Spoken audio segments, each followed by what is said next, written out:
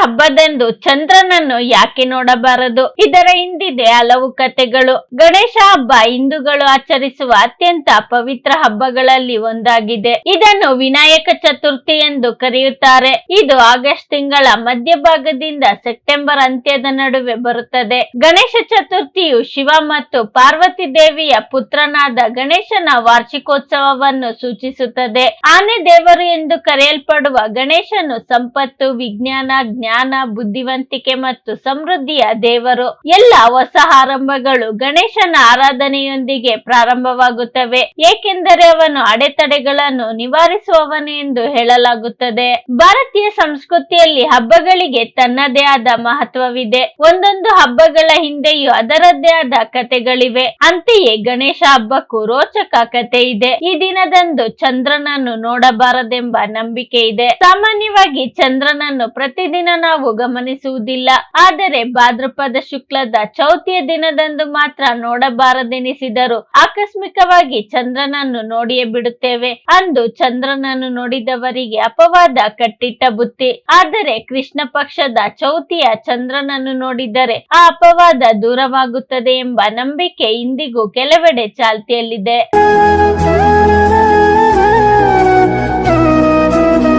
ಚಂದ್ರನನ್ನು ಯಾಕೆ ನೋಡಬಾರದು? ಮೊದಲ ದಿನ ತಾಯಿ ಸ್ವರ್ಣಗೌರಿಯ ಹಬ್ಬ, ಮಾರನೇ ದಿನವೇ ಗಣೇಶನ ಹಬ್ಬ.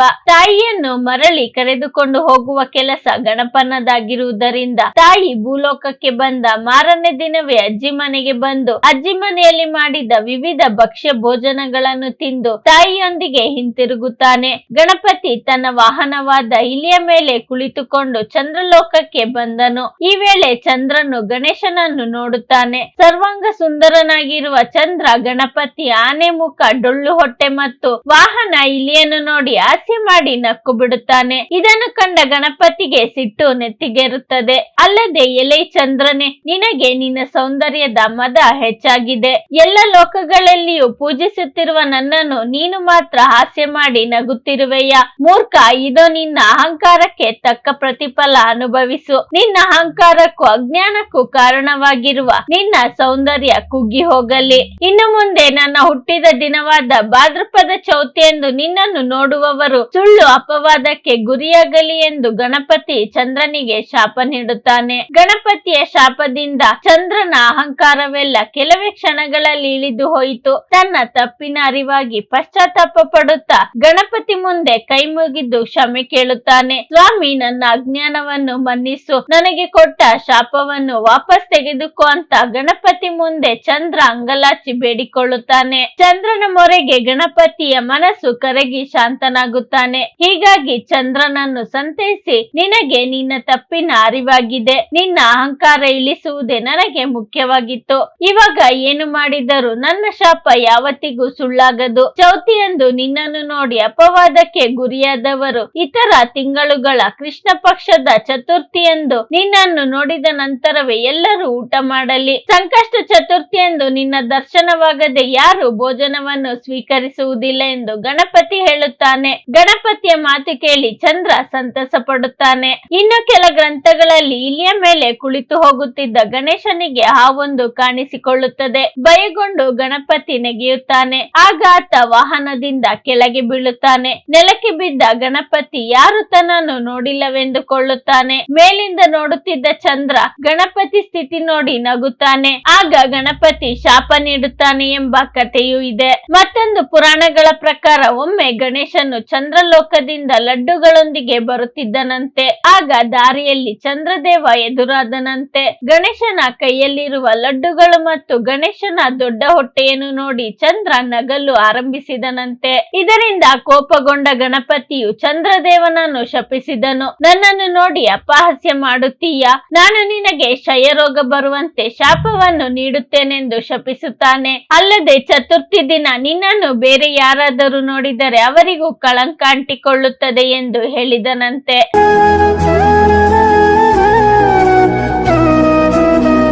ಗಣೇಶ ಚತುರ್ಥಿಯ ಇನ್ನೊಂದು ಕಥೆಯ ಪ್ರಕಾರ ಗಣೇಶನು ತನ್ನ ವಾಹನವಾದ ಇಲಿಯ ಮೇಲೆ ಎಲ್ಲಿಗೋ ಸವಾರಿ ಹೋಗುತ್ತಿದ್ದನು. ಇಲಿಗೆ ಹಾವೊಂದು ಅಡ್ಡ ಬರುತ್ತದೆ. ಗಾಬರಿಯಿಂದ ಮೂಷಿಕನು ಜಿಗಿಯುತ್ತಾನೆ. ಆಗ ಮೂಷಿಕನ ಬೆನ್ನ ಮೇಲಿದ್ದ ಗಣೇಶನು ನೆಲಕ್ಕೆ ಬೀಳುತ್ತಾನೆ. ನಂತರ ಗಣೇಶನು ತಕ್ಷಣ ಎದ್ದು ತನ್ನ ಸುತ್ತ ಯಾರಾದರೂ ಇದ್ದಾರೆಯೇ ಎನ್ನುವುದನ್ನು ನೋಡುತ್ತಾನೆ. ಆಗ ಅವನಿಗೆ ಯಾರೋ ನಗುವ ಶಬ್ದ ಕೇಳಿಸಿತು. ಅದು ಚಂದ್ರದೇವನಾಗಿದ್ದು, ಚಂದ್ರದೇವ ತನ್ನನ್ನು ನೋಡಿ ನಗುತ್ತಿರುವುದನ್ನು ಕಂಡ ಗಣೇಶನು ಕೋಪಗೊಂಡು ಚಂದ್ರದೇವನು ಕ್ಷೀಣಿಸುವಂತಾಗಲಿ ಎಂದು ಶಾಪವನ್ನು ನೀಡುತ್ತಾನೆ. ಗಣೇಶನ ಶಾಪದಿಂದಾಗಿ ಚಂದ್ರ ಮತ್ತು ಅದರ ಹೊಳಪು ಪ್ರತಿದಿನ ಕ್ಷೀಣಿಸಲು ಆರಂಭಿಸಿತು. ಚಂದ್ರನು ನಿರಂತರವಾಗಿ ಸಾವಿನ ಕಡೆಗೆ ಚಲಿಸಲು ಆರಂಭಿಸಿದನು. ಚಂದ್ರನ ಈ ಸ್ಥಿತಿಯನ್ನು ಕಂಡು ದೇವರುಗಳು ಚಿಂತಿತರಾದರು. ಚಂದ್ರದೇವನು ಗುಜರಾತ್ನ ಸಮುದ್ರ ತೀರದಲ್ಲಿ ಶಿವಲಿಂಗವನ್ನು ಮಾಡುವ ಮೂಲಕ ಕಠಿಣ ತಪಸ್ಸು ಮಾಡಿದನು. ಈ ಕಾರಣದಿಂದಾಗಿ ಶಿವನು ಚಂದ್ರನನ್ನು ತನ್ನ ಶಿರದ ಮೇಲೆ ಇಟ್ಟುಕೊಳ್ಳುವುದರ ಮೂಲಕ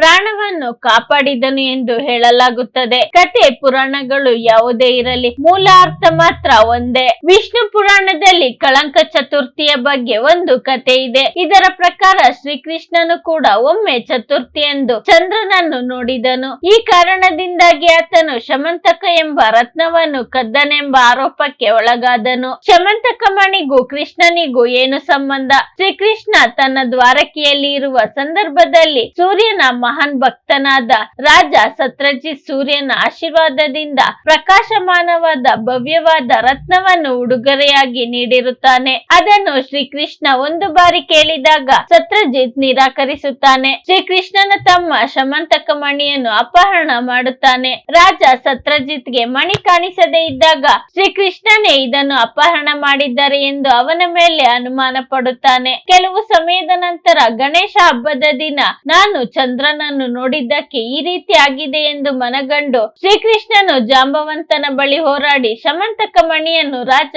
ಸತ್ರಜಿತ್ಗೆ ನೀಡುತ್ತಾನೆ. ನಂತರದಲ್ಲಿ ತನ್ನ ಮಗಳಾದ ಸತ್ಯಭಾಮೆಯನ್ನು ಶ್ರೀಕೃಷ್ಣನಿಗೆ ಕೊಟ್ಟು ಮದುವೆ ಮಾಡುತ್ತಾನೆ. ಗಣೇಶನ ಶಾಪ ಭಗವಂತ ಶ್ರೀಕೃಷ್ಣನಿಗೂ ಬಿಟ್ಟಿರಲಿಲ್ಲ.